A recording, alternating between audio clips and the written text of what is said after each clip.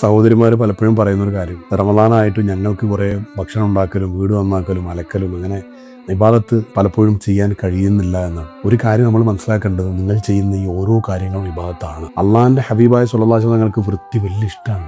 അതിനുവേണ്ടി, അവിടുത്തെ സന്തോഷത്തിന് വേണ്ടി ഞാനിത് വൃത്തിയാക്കുന്നു. അതൊരു മഹബത്താണ്, മഹബത്തിൽ അധിഷ്ഠിതമായ ഇബാദത്താണ്. വലിയ ഫലം അതിനുണ്ട്. അതേപോലെ തന്നെ ഭക്ഷണം ഉണ്ടാക്കുമ്പോൾ അല്ലെങ്കിൽ മറ്റുള്ള കാര്യങ്ങളൊക്കെ ചെയ്യുമ്പോൾ അതെല്ലാം ഇബാദത്താണ്. അള്ളാഹ്ക്ക് ഇഷ്ടമുള്ള കാര്യം ഞാൻ ചെയ്യുക, ഹബീബായ സ്വല്ലല്ലാഹു അലൈഹി വസല്ലം ഇഷ്ടമുള്ള കാര്യം ഞാൻ ചെയ്യുകയാണ്, അള്ളാഹിൻ്റെ പൊരുത്തത്തിന് വേണ്ടി ചെയ്യുകയാണ് എന്ന നിയ്യത്തിലാണെങ്കിൽ ഇതെല്ലാം ഇബാദത്താണ്. ഒന്ന്.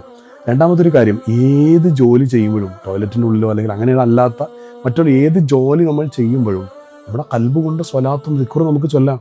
അറിയുന്ന സുഹൃത്തുക്കൾ നമുക്ക് പാരായണം ചെയ്യാം. ആ സമയം ജോലി ചെയ്യുന്നു, ആ ചെയ്യുന്ന കാര്യം ഇബാദത്താണ് എന്നതൊന്നും. ഖൽബിൽ മറ്റൊരു പ്രധാനപ്പെട്ട കാര്യം കൂടി നടന്നു കഴിഞ്ഞാൽ, നമുക്കൊരു മണിക്കൂറാണ് അടുക്കളയിൽ ജോലിയെങ്കിൽ ആ ഒരു മണിക്കൂർ കൊണ്ട് ഇത്ര സ്വലാത്താണ് കിട്ടുക എന്നൊരു ധാരണ നമുക്കുണ്ടാവും. ആ ധാരണ വെച്ചിട്ട് റമദാൻ സ്പെഷ്യൽ ആയിട്ടുള്ള ദിക്റുകൾ ഖൽബ് അതിൽ പ്രത്യേകമായി ലയിച്ചുകൊണ്ടായിരിക്കണം ദിക്ർ. കേവലം ചില അക്ഷരങ്ങൾ ഉരുവിടുക എന്നതല്ല ദിക്ർ. ഖൽബിന്റെ സമർപ്പണമാണ് യഥാർത്ഥത്തിലുള്ള ദിക്ർ. അങ്ങനെയാണെങ്കിൽ ചെയ്യുന്ന എല്ലാ സെക്കൻഡും ഇബാദത്താക്കി മാറ്റാൻ സ്ത്രീകൾക്കും തീർച്ചയായിട്ടും സാധിക്കും.